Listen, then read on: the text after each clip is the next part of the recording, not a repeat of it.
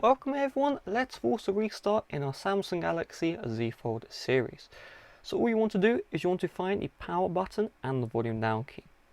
You want to get your right thumb, get that ready for the power button, and then get your left index finger and get that ready on the volume down key. So we're going to press and hold these two keys together for about 30 seconds until we see the Samsung logo. So it doesn't matter if your phone is frozen or whatever, just press and hold these two keys together.